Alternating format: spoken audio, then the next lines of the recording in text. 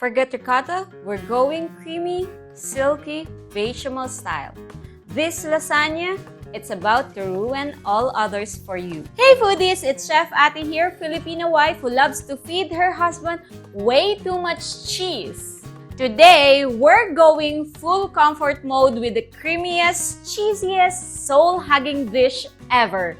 Lasagna with bechamel sauce.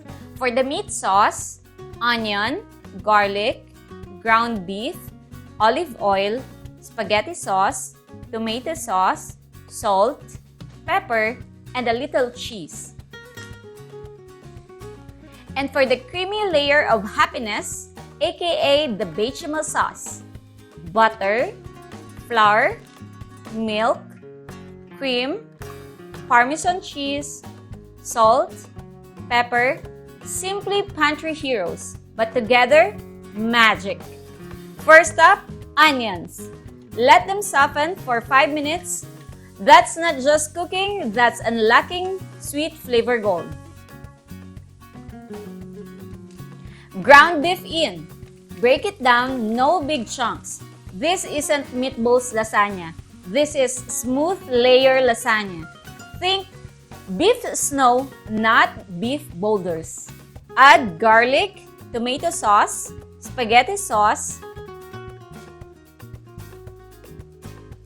salt, pepper, and cheese. If your heart say yes. Simmer while we do the noodles. And don't cover it completely, it likes to breathe. Salt your pasta water like the ocean. Italian grandmas are watching. Stir those noodles or you'll end up with the one giant lasagna noodle sheet, aka pasta origami.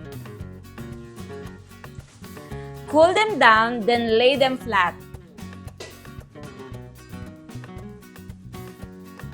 Not stacked, unless you want noodle lasagna Jenga. Now, the star of the show, bechamel.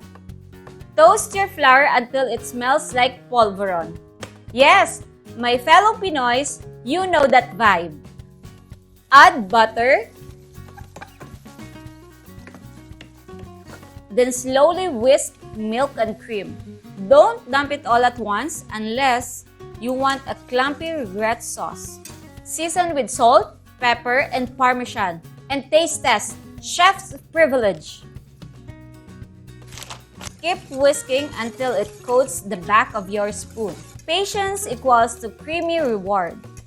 Pro tip, never walk away unless you enjoy the burnt wallpaper paste. Now the fun part, assembly.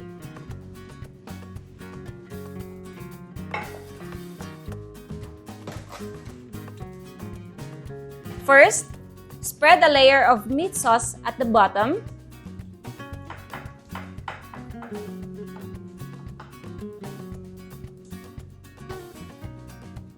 Then noodles.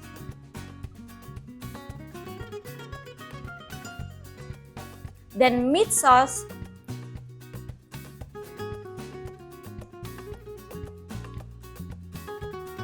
And creamy bechamel.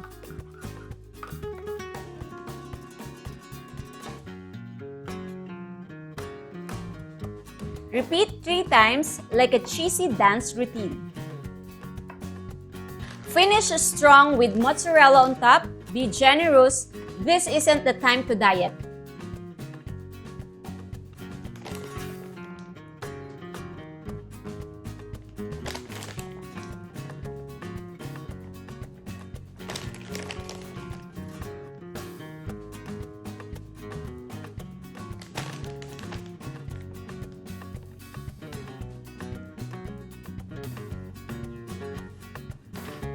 Bake at 350 degrees Fahrenheit for 25 minutes.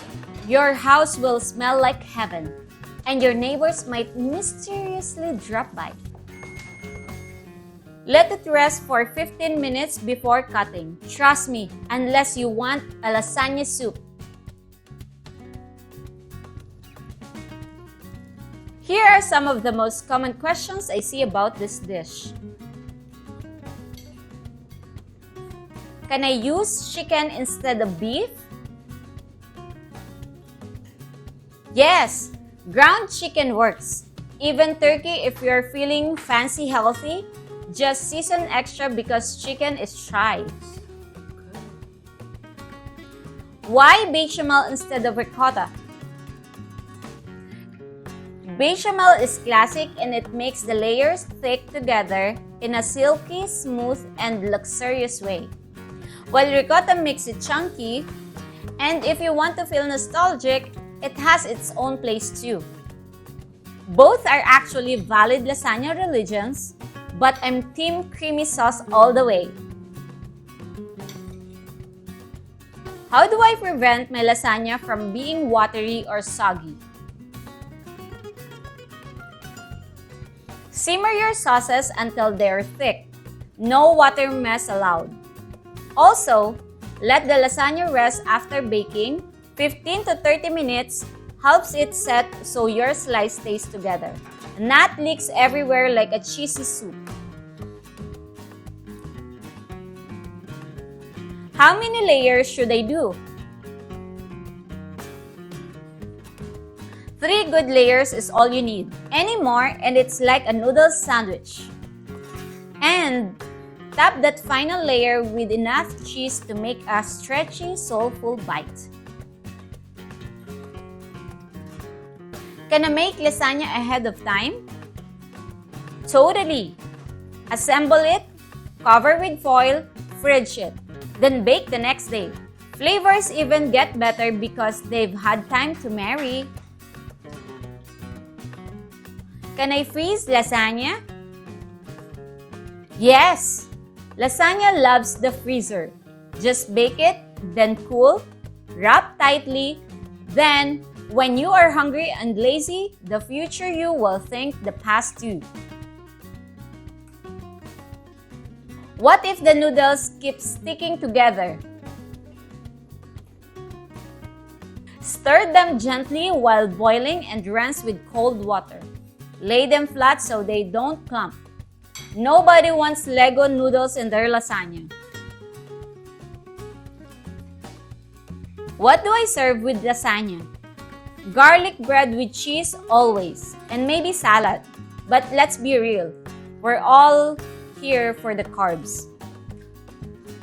If you made it this far, thank you, foodies! Click like, comment, and subscribe for more easy dishes made with love. And if you're in the mood for another treat, watch next!